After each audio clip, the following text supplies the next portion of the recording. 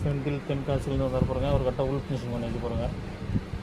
Finish பண்ணி இந்த முக்கில் வச்சு இப்போ பாலிஷ் போட்டு காமிக்கிறேன். தென்காசி இது செந்தில் கட்டை மாரியப்பன் காணல்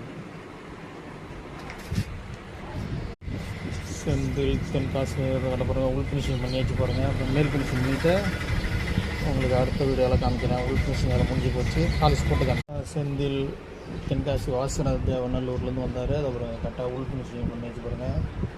மேல் ஃபினிஷிங் பண்ணணும் அந்த கட்டையை.